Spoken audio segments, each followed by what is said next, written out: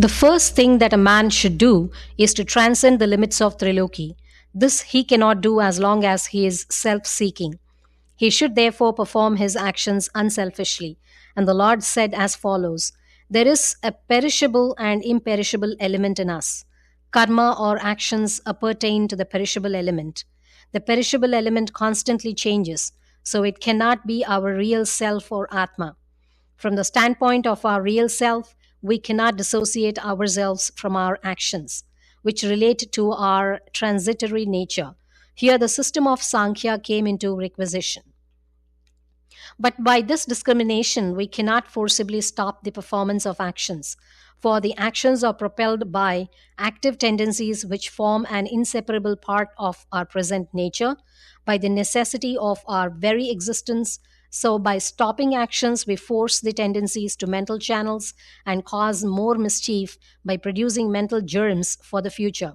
And we cannot stop all actions, as some are necessary for our bare existence. Therefore, we are to perform actions and we can perform them unselfishly if they are done from a pure sense of duty. We ought to take duty as a law of our very existence. Yajna is only another name for this law. The Lord of beings, having created all beings with the yajna, said of yore, You shall prosper by the performance of this yajna, and this yajna shall be the producer of all desired objects for you. Yajna consists of mutual sacrifices, as all beings are dependent on one another. Think of the Devas by means of yajna, and the Devas shall think of you. All our actions may be classed under duties, duties which we owe to the Devas, the Pitris, the sages, the animals, and to other men.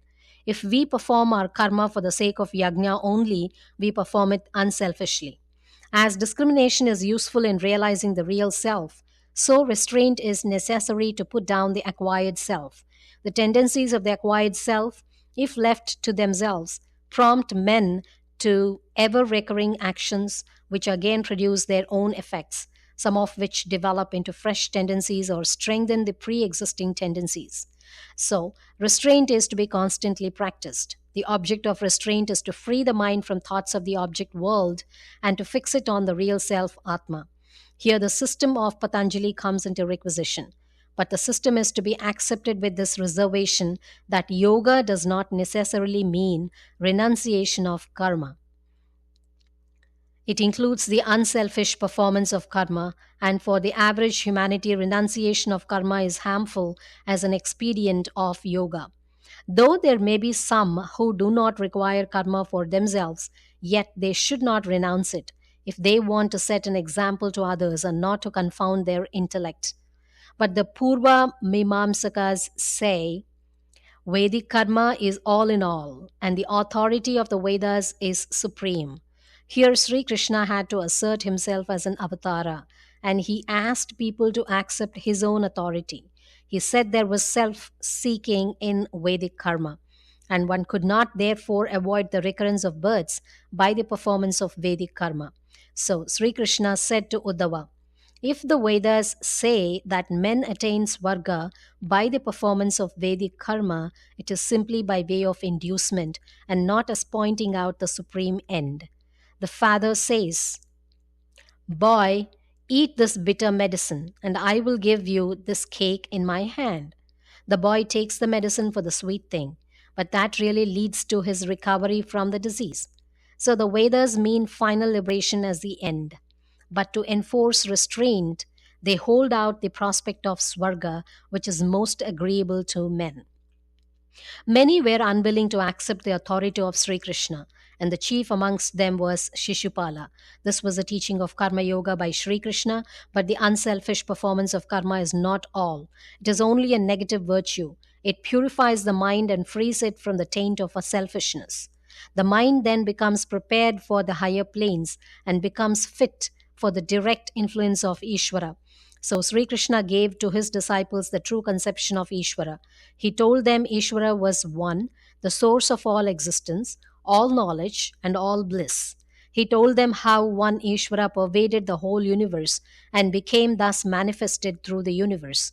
He also pervaded all beings and became manifested through these beings. The universe and the jiva bear his prakritis, or bodies, as it were. The universe body was eightfold in its character, beginning with that most susceptible to his influence and ending with the division most obtuse to that influence. The eightfold Prakriti also entered into the constitution of Jiva. But there was something more in Jiva, the consciousness, the knower. This element was Ishvara himself as limited by Jiva Prakriti or Jiva body.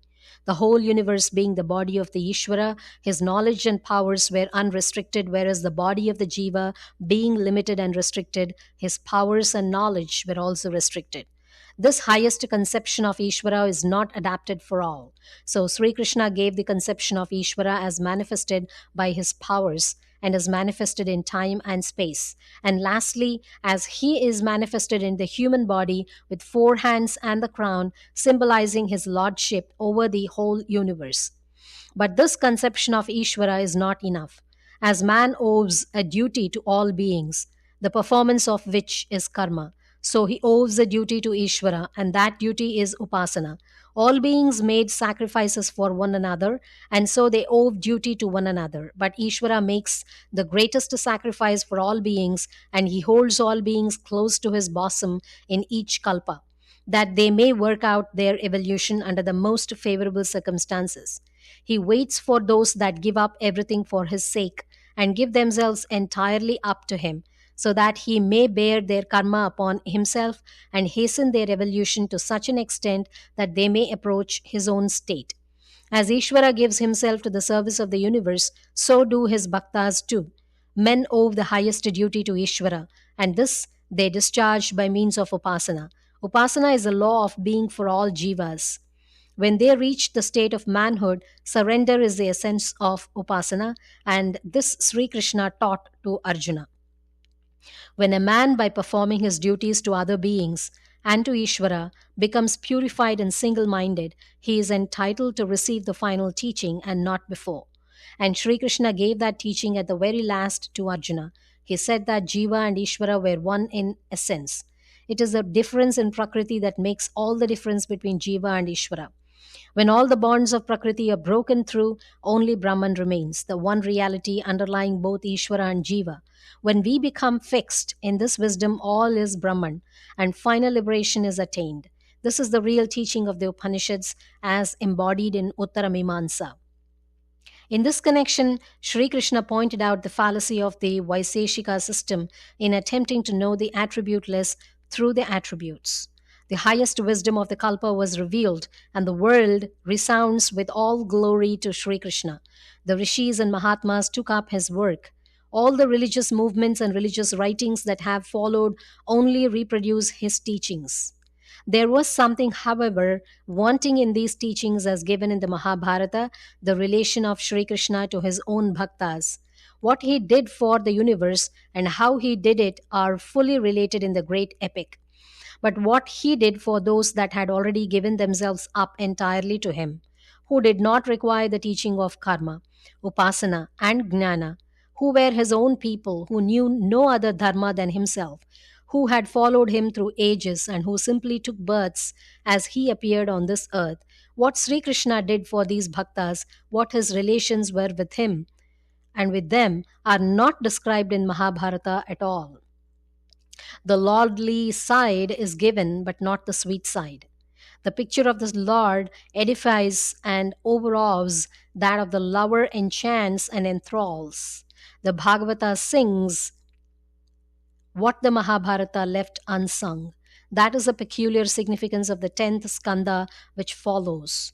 The Skanda that maddens the hearts of all real devotees.